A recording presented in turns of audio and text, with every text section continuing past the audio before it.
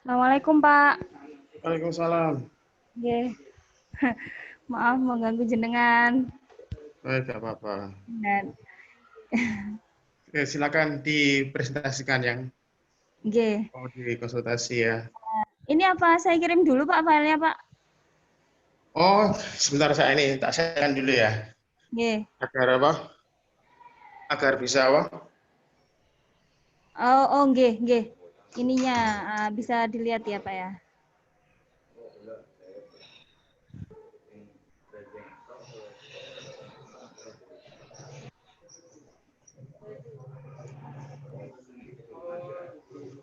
Ya, sudah. Sudah bisa Kalau dimulai. iya. Kalau di sini kalau kepengen nge-share ininya gimana ya, Pak ya? Oh, share screen ini. Share Iya, screen share ini. screen ya. Oh, Iya. nggih. Sebentar, Pak. Saya tunjukkan covernya dulu ya, Pak ya. Soalnya ini beda-beda halaman. Ya.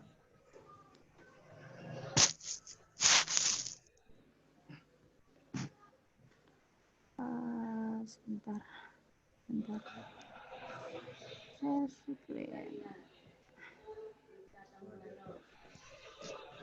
Nah, ini Pak, punya saya.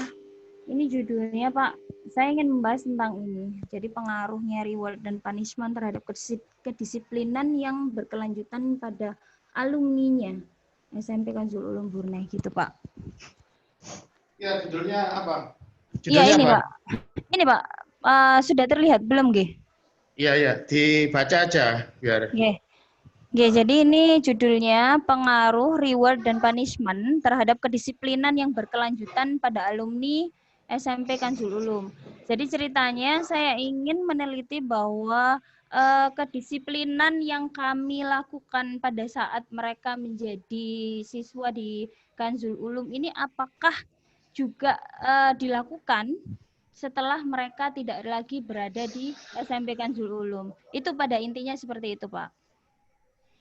Tapi memang saya yang agak ragu ini tentang reward dan punishment karena ada beberapa penelitian yang memang menolak adanya reward dan punishment ini. Tapi pada dasarnya kita memang butuh, menurut saya ya, kita memang butuh untuk reward dan punishment seperti ini untuk bisa menciptakan kedisiplinan. Namun apakah kedisiplinan ini yang kita lakukan pada sekolah ini mungkin pada saat mereka menjadi siswa, mereka akan sangat patuh, akan sangat disiplin. Mungkin juga mereka akan terbiasa dengan disiplin tersebut.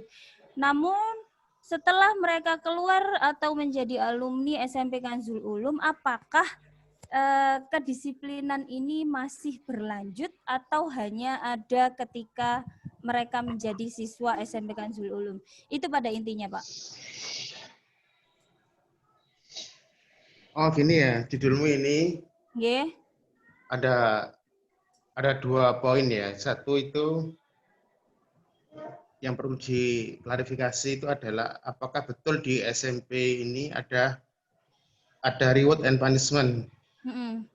Nah, rewardnya seperti apa, punishment-nya seperti apa. Kalau nggak ada kan berarti kan nggak bisa dilakukan penelitian kan? Ya, ada Pak di sini Pak. Jadi memang ada satu program yang memang akan saya angkat, tapi tidak saya masukkan dalam judul. Nantinya akan saya angkat di dalamnya. Itu mengenai satu program yang akan dijadikan kebiasaan di SMP Kanzul Ulum. Salah satu contohnya adalah kata-kata berharga. Nah, jadi dalam penelitian yang akan saya lakukan, ini program yang kami lakukan di SMP Kanzul Ulum ini sudah berjalan 2 tahun, Pak. Jadi kata-kata berharga itu seperti bahwa ketika anak itu berkata-kata tidak sopan atau berkata-kata yang menyinggung perasaan atau berkata-kata kotor itu akan dikenakan justisi begitu, Pak. Nah, nantinya itu kan justisi itu kan berupa punishment menurut kami. Namun apabila anak ini tidak melakukan atau tidak mengatakan apapun selama beberapa periode, nanti kita akan berikan reward seperti itu. Itu yang kami lakukan. Namun apakah kebiasaan ini juga berlaku setelah mereka keluar dari SMP Kansul Ulum? Kami masih akan meneliti, begitu Pak. Nah, tadi kan saya kan memberikan 2 poin. Poin pertama kan klarifikasi apa betul ada reward and punishment kan. Betul. Yang kedua itu yang kamu teliti ini itu kan bukan di SMP lagi kan? Iya betul. Di mana? Berarti di SMA. Karena kami masih tergabung dalam grup alumni, jadi alumni itu walaupun tersebar di beberapa SMA, kami masih bisa untuk mendapatkan data dan untuk bisa dijadikan responden, Pak. Ya, berarti nanti kan ada di SMA ya? Betul. Tempat penelitiannya itu. Dan Betul. berarti kan di banyak SMA kan karena apa? Tersebar di beberapa SMA, betul. Ya, terus itu kira-kira alumni ini yang mulai tahun berapa kira-kira? Karena kami sudah menjalani ini selama 2 tahun, 2 tahun itu akan saya jadikan responden semua, Pak. Oh, yang berarti dia di kelas berapa itu? Kelas 1, kelas 1 dan 2, kelas 10 dan kelas 11 nih, Pak.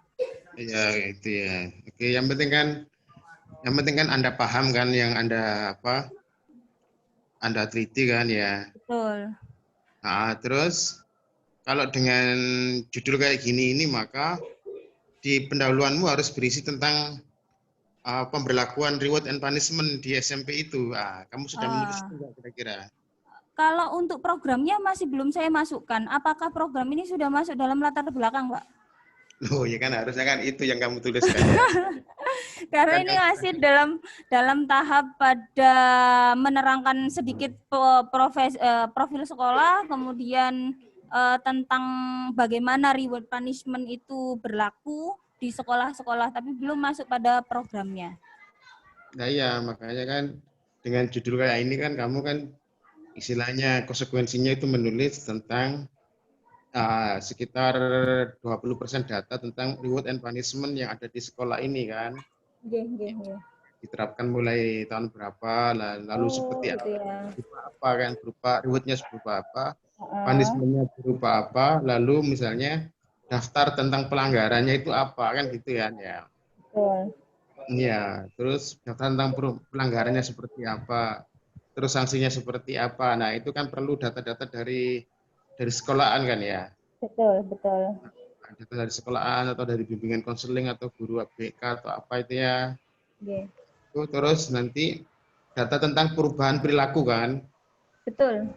Nah, itu yang penting di pendahuluan itu paling penting karena apa? Iya.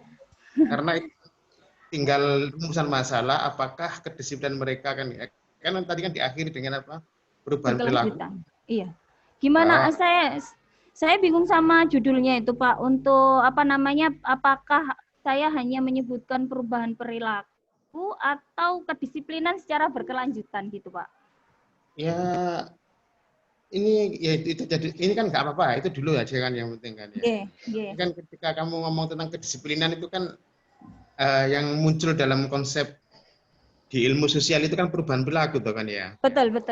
Nah, ya, walaupun kamu menggunakan kata disiplin, tetapi kan disiplin ini kan rumahnya kan perubahan perilaku. Betul. Nah, makanya kan di pendahuluan itu nanti akan ada satu paragraf misalnya yang menegaskan bahwa memang ada perubahan perilaku kan gitu ya. Oh iya. Terus baru kamu awali dengan rumusan masalah apakah perubahan perilaku atau kedisiplinan ini masih berlanjut kan gitu kan. Nah, ya itu kan rumusan masalahmu kan ya. Iya. Nah, tapi apakah saya kan belum baca proposalmu, apakah apa betul kamu melakukan itu misalnya yang ada di pendahuluan itu? Masih belum Pak.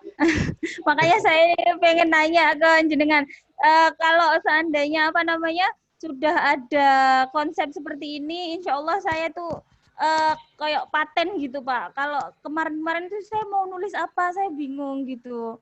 Ya, ini kan lebih bagus ya, istilahnya lebih